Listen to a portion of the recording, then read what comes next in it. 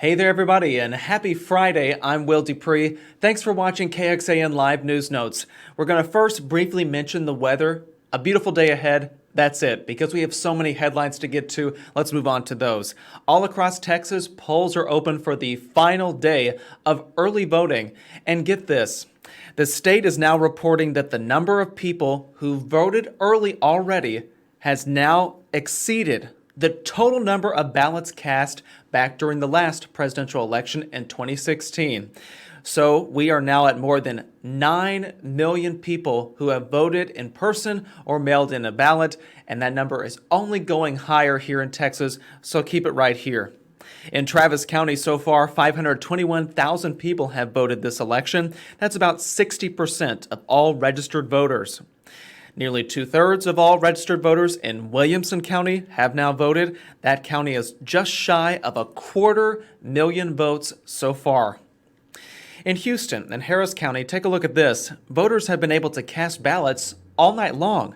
County leaders shared this video of people waiting in line. They opened up 8 voting centers overnight. These will stay open until polls close at the end of today. Important to note that here in Austin and in Pflugerville, don't forget 5 of the mega voting centers will be open until 9 o'clock this evening. Democratic vice presidential candidate Senator Kamala Harris will be in Texas today. She's going to visit Fort Worth and McAllen before making a final stop this evening in Houston. Vice President Mike Pence will not visit Texas before Election Day. Today, he is spending time in Arizona. In other news now, El Paso County is under a 2-week shutdown of non-essential services to help stop the spread of COVID-19. That spike there is overwhelming hospitals. It's now sparking a potential legal battle between the county judge who issued that order and city and state leaders who are calling it illegal. This is what the city in West Texas is facing. Right now, more than 900 people are in the hospital, and yesterday, the county just reported 1,100 new cases. Here in the Austin area, for comparison, 114 people are in the hospital with COVID-19, and just under 100 of new cases were reported yesterday. We have seen throughout history that drastic times require drastic measures.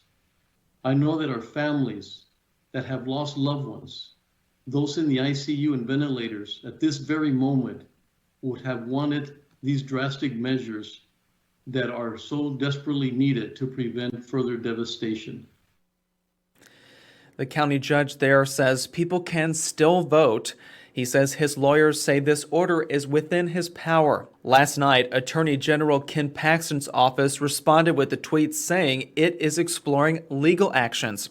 He said the county judge does not have the authority to shut down businesses. Paxton adds this is a direct violation of the governor's executive order. Travis County, meanwhile, is back to 900 active cases.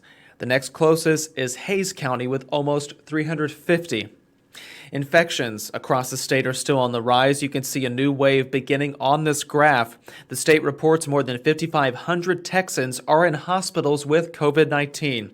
That's almost 6% of active cases. Finally, since March, here in Travis County, 450 people have died from COVID-19. Last night, the community joined Austin Public Health to take a moment and remember those people who were lost.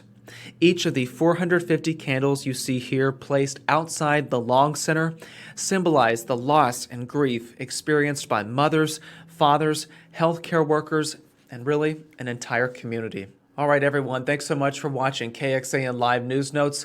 I'm Will DuPree. Please be safe and healthy this weekend, celebrating Halloween. Just be careful, everybody, and take care. We'll see you back here next week.